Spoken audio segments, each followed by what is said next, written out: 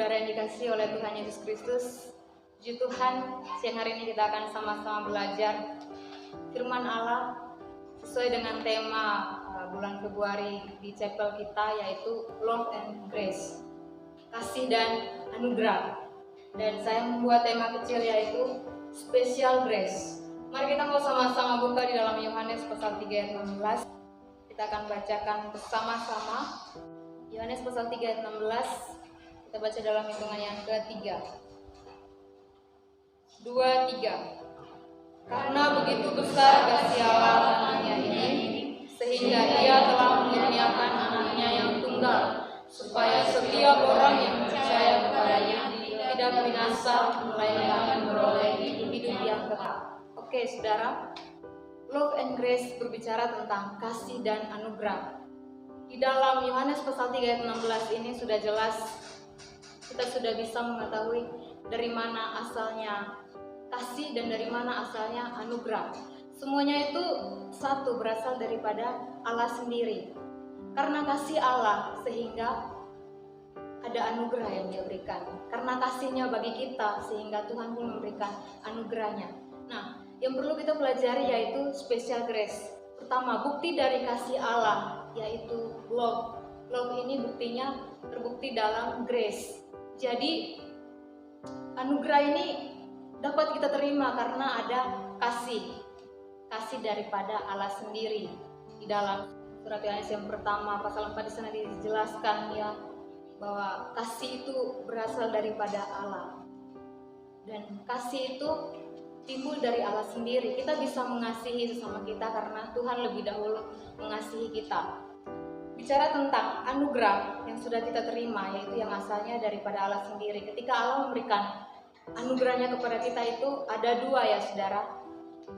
Ada anugerah umum dan ada anugerah khusus. Anugerah umum ini dia sifatnya itu untuk semua orang. Itu tanpa syarat atau unconditional.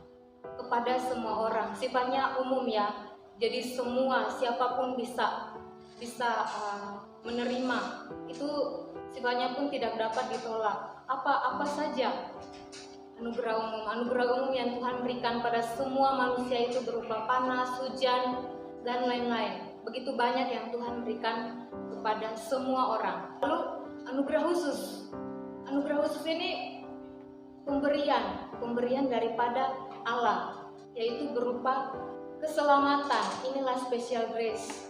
Ini yang akan kita pelajari bersama-sama. Kita harus pahami dengan benar apa itu special grace. Bagaimana cara kita meresponi special grace ini ya.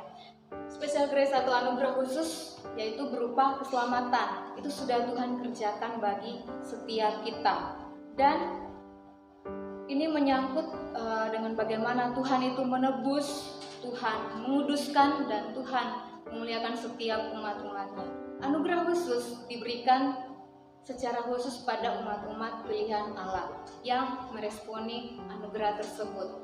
Jadi kalau tadi anugerah umum itu sifatnya inklusif ya, semua bisa menerima itu. Kalau anugerah khusus tidak. Anugerah khusus ini hanya pada orang-orang pilihan Allah, dan itu pun terbatas bagi orang-orang yang mau meresponi dan mau hidup di dalamnya. Ya, keselamatan yang Tuhan berikan pada kita itu memang secara cuma-cuma, secara gratis, tapi bukan berarti murahan ya. Keselamatan yang Tuhan kerjakan bagi kita itu mahal. Anugerah khusus ini tadi saya katakan bahwa itu berupa keselamatan, dan itu menuntut respon iman kita dan ketaatan. Ini semuanya harus ada. Anugerah khusus bisa kita terima yaitu dengan percaya kepada karya Kristus. Kita percaya bahwa Tuhan sudah mati untuk kita. Tuhan sudah datang menebus setiap dosa kita. Kita yang dahulunya ada di bawah kuasa dosa, kita yang seharusnya binasa, mendapatkan hukuman kekal itu akhirnya tidak jadi mendapatkan kehidupan kekal atau tidak jadi masuk dalam kebinasaan. Karena apa? Karena Tuhan sudah menebus kita. Karena Ia penuh dengan rahmat Tuhan, kebelas kasihan Tuhan, mercy itu adalah tindakan Allah, di mana Allah tidak melakukan hukuman itu pada kita. Sebaliknya Dia justru memberikan grace, Dia memberikan anugerah, kasih karunia yang besar itu kepada setiap kita umat-umatnya. Ini hal yang sangat istimewa bagi setiap kita umat-umat yang percaya kepadanya. Tujuan dari kita memahami special grace ini yaitu supaya kita hidup di dalamnya. Mengapa perlu kita memahami special grace ini ya? Supaya kita itu tidak pasif. Karena apa? Jika kita pasif dan kita tidak mengerjakan itu, maka itu bisa hilang daripada kita. Tuhan sudah mengerjakan keselamatannya bagi kita. Ya, semua orang pasti selamat karena percaya kepada Yesus. Tetapi apakah cuma sebatas itu? Apakah cuma sebatas percaya Yesus lalu selamat? Percaya Yesus saja bisa selamat, tetapi harus ada tindak lanjut daripada itu.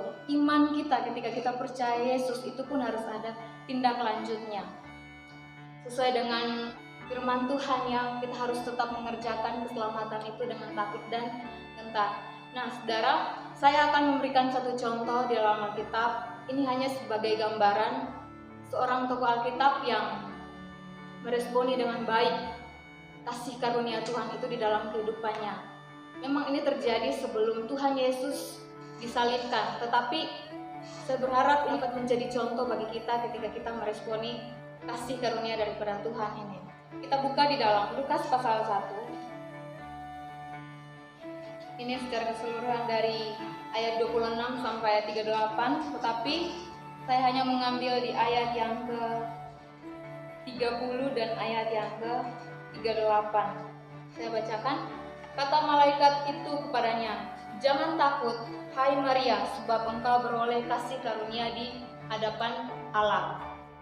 Ketika Maria mendapatkan suatu pengilhaman dari Tuhan, penglihatan ketika malaikat menemui Maria ini ya saudara, kita sudah tahu cerita ini. Maria awalnya terkejut dan dia bertanya lagi sama Tuhan, meminta konfirmasi apakah benar apa yang Tuhan katakan kepadanya itu akan terjadi pada dirinya. Ketika Maria mendengar bahwa dia akan mengandung dari Roh Kudus, apa yang selanjutnya Maria lakukan? Memang awalnya dia mungkin kaget karena tugas yang akan dia lakukan itu sangat berat. Bayangkan seorang gadis harus mengandung, dan itu pun dia belum berhubungan secara suami istri, tetapi merupakan mengandung dari Roh Kudus, hamil dari Roh Kudus, dan itu sangat berat. Bagaimana dia nantinya akan menghadapi orang-orang di sekitarnya, bagaimana pandangan sosial orang terhadap dirinya, belum lagi anak gadis yang masih muda harus menghadapi hal-hal yang berat. Maria mungkin terkejut, tetapi apa yang selanjutnya dia lakukan? Ini sebagai respon ketika firman Tuhan, ketika malaikat itu berkata kepada Maria, "Jangan takut hai Maria, sebab engkau beroleh kasih karunia di hadapan Allah." Maria meresponi hal ini dengan rendah hati. Di mana kita baca di dalam ayat 38, di sana Maria berkata seperti ini, "Kata Maria, sesungguhnya aku ini adalah hamba Tuhan, jadilah padaku menurut perkataanmu itu." Lalu malaikat itu meninggalkan dia. Hal pertama ketika Maria meresponi kasih karunia yang sudah Tuhan berikan, ketika pemilihan daripada Allah jatuh kepada Maria, Maria meresponinya dengan rendah hati. Ketika dia mengatakan, "Aku ini adalah hamba Tuhan," menunjukkan kerendahan hati daripada Maria. Lalu yang kedua, ketika dia berkata, "Jadilah padaku menurut perkataanmu itu," menunjukkan bahwa Maria itu berserah pada kehendaknya. Jadilah perkataanmu di dalam hidupku, jadilah kehendakmu di bumi seperti di surga. Itu pun artinya apa? Artinya kita menyatakan, memberikan keleluasan kepada Allah, kepada Roh Kudus untuk bekerja di dalam hidup kita. Dan yang ketiga yaitu Maria taat. 3 hal yang penting ini yaitu rendah hati, berserah, dan taat. Merupakan hal penting bagaimana kita orang percaya meresponi kasih karunia yang sudah Tuhan kerjakan kepada kita. Jangan kita tinggi hati ketika kita mendapatkan kasih karunia di hadapan Tuhan. Ketika Tuhan sudah mengerjakan keselamatan bagi kita, jangan sampai kita hanya menganggap murah, menganggap sepele apa yang sudah Tuhan kerjakan, sehingga kita dengan seenaknya melakukan hal-hal yang bisa saja membuat kasih karunia itu tidak berarti. Yang paling penting dalam ketiga hal ini yaitu ketaatan.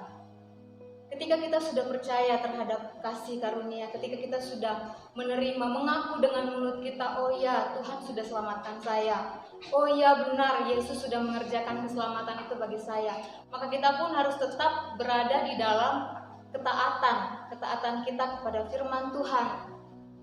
Kapan itu dilakukan? Setiap hari. Sampai kapan? Sampai akhir hidup kita. Kenapa kita harus taat? Karena jelas bahwa adalah perintah Tuhan. Iman kita, percayanya kita yang tadi sudah kita ucapkan di awal ketika kita meresponi bahwa Tuhan sudah melakukan keselamatan bagi kita, itu harus tetap kita kerjakan dalam ketaatan setiap hari, di dalam kekudusan, melakukan firman Tuhan. Filipi pasal 2 ayat 12 dan 13. Hai saudara-saudaraku yang kekasih, kamu senantiasa taat, karena itu tetaplah kerjakan keselamatanmu dengan takut dan gentar. Bukan saja seperti waktu aku masih hadir, tetapi terlebih pula sekarang waktu aku tidak hadir. Karena Allah lah yang mengerjakan di dalam kamu baik kemauan maupun pekerjaan menurut kerelaannya. Mengerjakan ketaatan setiap hari itu bukan hal mudah. Ketika Maria menerima pemilihan itu, kasih karunia jatuh padanya, apakah kehidupannya selanjutnya akan mulus? Akan baik-baik saja? Tidak.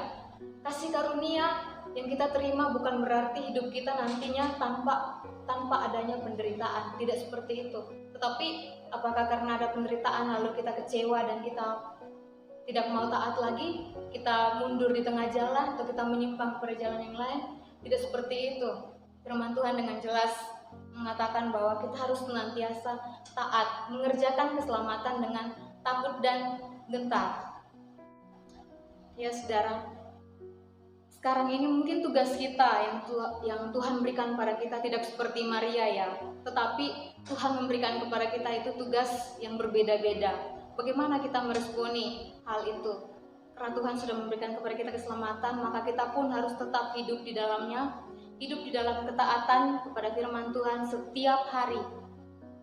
Intinya kita harus mengerjakan apa yang menjadi bagian kita. Keselamatan yang Tuhan berikan kepada kita, bukan kita meresponinya hanya dengan pasif, dengan berdiam diri saja. Tidak seperti itu. Tapi kita harus meresponinya dengan mengerjakan apa yang menjadi bagian kita, yaitu senantiasa taat kepada firman Tuhan. Senantiasa kita mengatakan supaya Tuhan yang menyatakan kehendaknya dalam kehidupan kita. Kita mau berserah, kita mau melakukan semuanya itu dengan rendah hati di hadapan Tuhan. Ini yang menjadi cara supaya iman kita itu, ketaatan kita itu tetap bertahan sampai akhir. Karena iman kita yang sudah kita mengaku di awal ketika kita mengatakan bahwa kita percaya akan penderitaan Yesus yang akan menyelamatkan kehidupan kita nantinya. Iman kita itulah yang harus kita jaga, kita pelihara sampai kepada kesempurnaan. Ibrani pasal 12 ayat 2. Marilah kita melakukannya dengan mata yang tertuju kepada Yesus yang memimpin kita dalam iman dan yang membawa iman kita itu kepada kesempurnaan, yang dengan mengabaikan kehinaan tekun memikul salib ganti sukacita yang disediakan bagi Dia yang sekarang duduk di sebelah kanan tahta Allah. Jadi iman kita harus kita lakukan dengan tekun. Ketekunan dan ketaatan terhadap firman Tuhan setiap hari, itulah yang akan menjaga iman kita untuk tetap bertumbuh dalam Tuhan. Bahkan iman kita bisa mencapai kepada kesempurnaan dalam menanti pengharapan kita yang saya percaya dinantikan oleh semua orang, yaitu hidup yang kekal. Puji nama Tuhan. Kiranya Tuhan senantiasa memberikan kepada kita kasih karunia-Nya, dan kita pun mau tetap hidup di dalam kasih karunia Tuhan dengan senantiasa taat kepada firman-Nya. Kita berdoa. Tuhan, terima kasih untuk kebenaran firman-Mu ya Bapa, yang mengingatkan kami untuk betapa berharganya kasih karunia yang Kau berikan bagi kami ya Tuhan. Ajarkan kami senantiasa untuk rendah hati, berserah, bahkan taat dalam firman-Mu ya Tuhan. Setiap hari kami boleh mengerjakan apa yang menjadi bagian kami. Iman kami biarlah boleh tetap kami pelihara Tuhan sampai kami mencapai kesempurnaan, yaitu pengharapan akan hidup yang kekal. Tuhan senantiasa menolong kehidupan kami semua ya Bapa. Dalam nama Tuhan Yesus kami berdoa. Amin.